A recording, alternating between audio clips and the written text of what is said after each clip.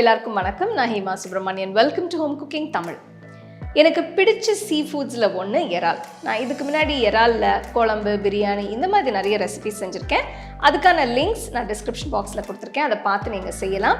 இன்றைக்கி இன்னொரு அருமையான எறால் ரெசிபி தான் உங்களோட ஷேர் பண்ண போகிறேன். இது எறால் 65. ஸோ வாங்க இது எப்படி செய்யறதுன்னு பார்க்கலாம்.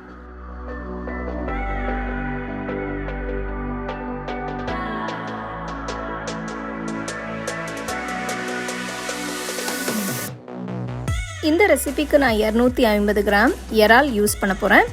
இதோட ஷெல் உள்ளே இருக்கிற நரம்பு ரெண்டையும் எடுத்துட்டு க்ளீன் பண்ணி வச்சுருக்கேன். இதில் மசாலா பொருட்களை சேர்க்கலாம். 1 டீஸ்பூன் இஞ்சி பூண்டு விழுது, 1/4 டீஸ்பூன் மஞ்சள் தூள், 1/2 டீஸ்பூன் மிளகாய் தூள் போடுறேன். உங்களுக்கு எவ்வளோ காரம் வேணுமோ அதுக்கு ஏற்ற அளவு நீங்கள் மிளகாய் தூள் சேர்த்துக்கலாம். அடுத்து 1/2 டீஸ்பூன் உப்பு, 1/2 டீஸ்பூன் மிளகுத்தூள், 2 டீஸ்பூன் கடலை மாவு,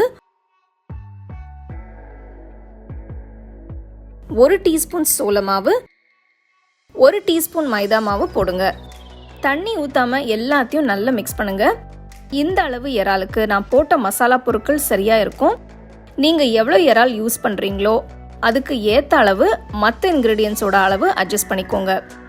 ட்ரை இன்க்ரீடியன்ஸ் எல்லாம் நல்லா மிக்ஸ் ஆயிடுச்சு. இதில் 1 முட்டை சேர்த்து நல்லா மிக்ஸ் பண்ணுங்க.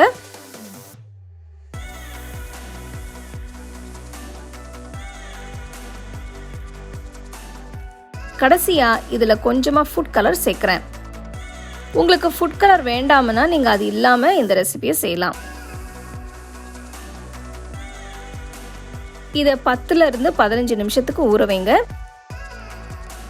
கடாயில் பொரிக்கிறதுக்கு தேவையான அளவு எண்ணெயை ஊற்றி சூடு பண்ணுங்க. எண்ணெய் சூடானதும் எறாலை போட்டு டீப் ஃப்ரை பண்ணுங்க.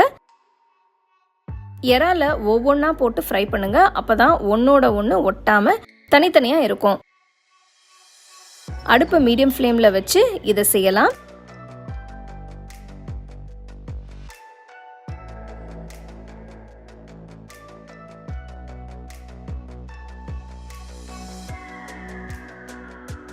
கோல்டன் ப்ரௌன் கலர் வந்ததும் எடுத்துருங்க.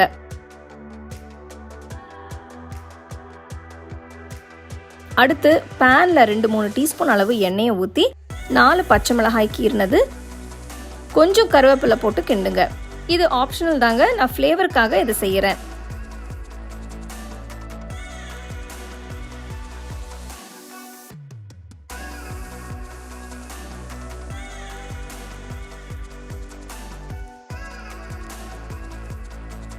எறால் 65 இப்போ ரெடி. சாப்பிடும்போது மேலே கொஞ்சம் எலுமிச்சை சாறை பிழிஞ்சு சாப்பிடுங்க. பிரமாதமாக இருக்கும்.